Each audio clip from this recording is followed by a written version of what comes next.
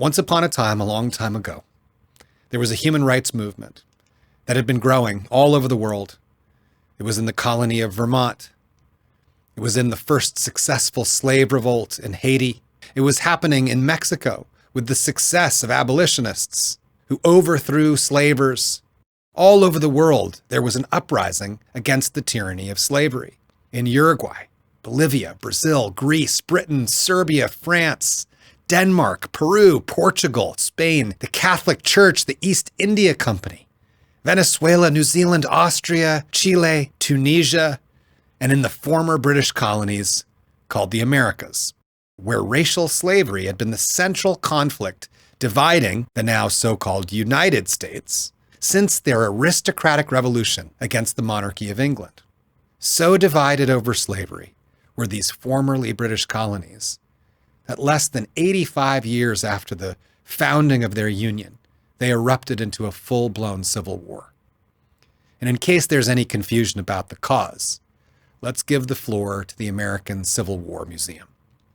Quote, in 1894, legendary Confederate partisan leader Colonel John S. Mosby expressed surprise at a recent speech in which the orator dismissed, quote, the charge that the South went to war for slavery as a slanderous accusation.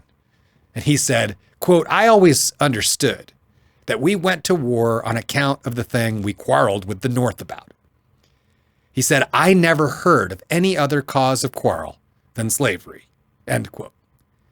In contrast to the post-war efforts to downplay the significance of slavery, it dominated the thinking and the rhetoric of Southern statesmen in 1860 to 1861.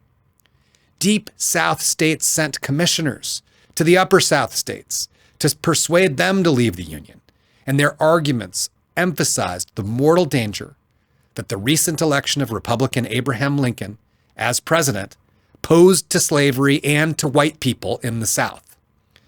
The formal explanations that several states issued to justify secession similarly emphasized slavery. Even Virginia, which seceded after war began, had formulated a list of demands that the U.S. government must meet if Virginia were to remain in the Union, all of them related to slavery and race. End quote on the Civil War Museum. 640,000 Americans gave their lives for the war between the states. Probably the least we can do is honor the cause. The Union victory was celebrated all over the world, especially by abolitionists. Edouard de La Boulaye was the president of the French Anti-Slavery Society, and he was a prominent and important political thinker, a leading expert on the U.S. Constitution, and an ardent supporter of President Lincoln during the Civil War. De La Boulaye believed wholeheartedly in what he called the common law of free peoples, that every person was born to a sacred right to freedom, and he spent most of his career pushing for the return of democracy to France. When he witnessed the passage of America's 13th Amendment, outlawing slavery in the States, he was deeply inspired. With his friend, the sculptor Frédéric Bartholdi, in September of 1875, de La Boulaye announced the project. They were going to build a statue. Its name, Liberty Enlightening the World. And the plan was for the French people to finance the statue and for the Americans to just cover the pedestal. Her form was to be modeled after Libertas, a Roman goddess, and a famous painting in which Libertas is armed for battle, guarding the gates to civilization. De La Boulaye's intention for this new version of Libertas was for it to be a symbol of freedom from slavery and oppression, represented by the chain and shackles at her feet, but also to represent freedom from war and as a beacon to the whole world. So the design included a crown with 7 rays representing 7 seas and 7 continents. In her left hand, inscribed in Roman numerals, was the date July 4th, 1776, commemorating the partnership between America and France, whose support of the newly United States had been critical to overthrowing the British. The plans were for the statue to also be given to honor the late President Abraham Lincoln, who'd just been assassinated by a Confederate for proposing universal voting rights for the Americans who were now finally being released from forced labor camps. The sculptor, Frederic Bartholdi, had a design he'd been working on already for Port Said, the city at the northern terminus of the canal in Egypt. That design was called Egypt Carrying the Light to Asia, and it was in the form of a veiled Muslim peasant woman. That is Lady Liberty's original design. The statue took 9 years of construction, and France sent it to us in 200 crates. This was not a straightforward gift. It was very controversial. French aristocracy and royals were deeply concerned about the consequences of calling for freedom and democracy across the globe. They were struggling with their own internal conflict between democracy and monarchy. Now, New York, prior to English colonization, had been called New Amsterdam, the original international hub, which created the foundation of diversity that became the character of Manhattan. When the British seized New Amsterdam from the Dutch, they renamed it after the Duke of York, the brother of the king. Its other name, Manhattan, is a native word. New York, the state, prior to the arrival of the settler nations, was also the home of the Haudenosaunee Confederacy, one of the oldest democracies in the entire world. And that is where the Statue of Liberty landed. Joseph Pulitzer, the Hungarian-American creator of the Pulitzer Prize, ran a fundraising campaign to build the pedestal. Over 120,000 people gave what they could, mostly less than $1, and that did the trick. As it was being assembled, Lady Liberty was given another name, the New Colossus. It was given by Emma Lazarus, the writer of the lines on the bronze plaque underneath the symbol of our nation. Emma Lazarus was a Sephardic Jewish American. Her ancestors include the first 23 Portuguese Jews who arrived in New York before it was conquered by England, back when it was New Amsterdam. Her family had fled Brazil to escape the Portuguese Inquisition. Emma had begun writing poetry when she was a teenager. One of her first describes the capture and death of John Wilkes Booth, that Confederate sympathizer who killed Abraham Lincoln. In her poem, she curses Booth, saying, quote, "Go forth, thou shalt have here no rest again, for thy brow is marked with the brand of Cain," referring to the biblical story where Cain kills his brother over greed and jealousy, forgetting that indeed he was his brother's keeper. When Emma Lazarus wrote the poem under Lady Liberty in 1883, America was having another identity crisis. As Francesca Viano, the Harvard historian who studied the statue's history, writes, these, quote, were turbulent years in America. The threat of social revolution had become palpable. Just 5 months before the parade in New York, a rally of workers in Chicago who were striking for an 8-hour workday had become a scene of death and violence when a homemade bomb was thrown into the crowd at Haymarket Square. The subsequent trial and conviction of 8 anarchists, 5 of whom were immigrants from Germany, served to deepen the widespread sentiment that foreign-born radicals were provoking public disorder. Discrimination on the basis of race and gender and ethnicity had long run deep in the American grain. Now prejudice against foreign workers was joining those other bigotries. She goes on. In 1865, the 13th Amendment to the Constitution had abolished slavery, yet African Americans were still profoundly marginalized. Although women had won civil constitutional rights, they were banned from voting in most states and all federal elections. The bloody Indian Wars were forcing Native Americans onto reservations.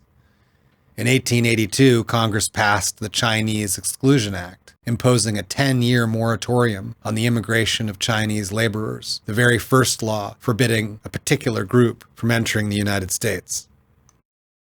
In late October 1886, a French delegation arrived in New York for the inauguration of a colossal monument. It was the tallest in the world. She goes on. New Yorkers awoke under a leaden sky. A bad start, commented the acerbic Times of London, and it was hard to disagree. A rain-drenched celebration meant no fireworks and more police. As the New York Tribune reported, Among the thousands who looked on the big demonstration, there were many whose acquaintance with the American style of liberty was a matter of a few weeks or months. There were a few Bulgarians on their way back to their country to fight, if necessary, for their freedom. How their bosoms must have swelled with patriotic pride when they thought of the day when they too might have a liberty. Yonder were a dozen Russians who no longer feared the wrath of Alexander, the great white Tsar. There stood a group of anarchists and socialists, glad that they could stand up as men and say what they pleased without putting their necks in danger. She goes on. The president, Grover Cleveland, made a solemn entrance. French commentators described the American president as, quote, a bit fat, with a placid and serene figure. Local reporters described him as seeming, quote, bored but resigned, regarding with a stone stare his surroundings, and showing apparently little interest in the proceedings about to begin. Yet all around there was excitement. She goes on. Cleveland was at heart an old-fashioned conservative who had little use for worker strikes or suffragette protests. In his view, a good wife was, quote, a woman who loves her husband and her country with no desire to run either. He protected American Indians as he would a species threatened with extinction. He regarded the Chinese, practically banished from the United States by the Exclusion Act, as impossible to assimilate into American society. Such views were then common, particularly the idea that every nation-state had the right to determine its own racial composition in order to, quote, preserve itself. It was apt, then, that in accepting the gift from France on behalf of the United States, Cleveland characterized liberty as a deity, a sentinel goddess, quote, keeping watch and ward before the gates of America, end quote. She goes on.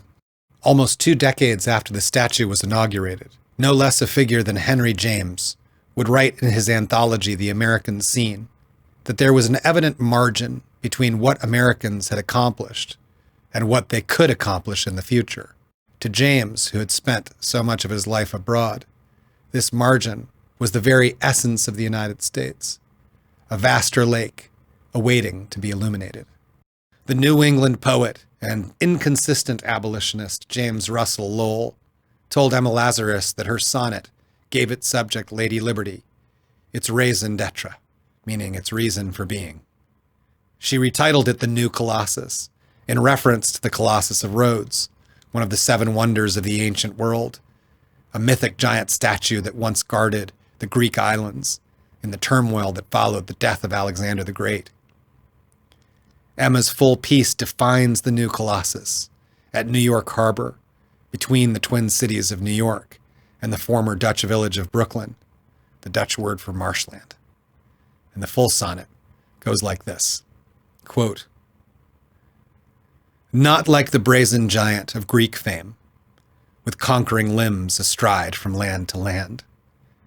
Here at our sea-washed sunset gates shall stand a mighty woman with a torch whose flame is the imprisoned lightning, and her name, Mother of Exiles. From her beaconed hand glows worldwide welcome. Her mild eyes command the air-bridged harbor that twin cities frame. Keep, ancient lands, your storied pomp, cries she with silent lips. Give me your tired, your poor, your huddled masses yearning to breathe free. The wretched refuse of your teeming shore, send these, the homeless, tempest-tossed, to me.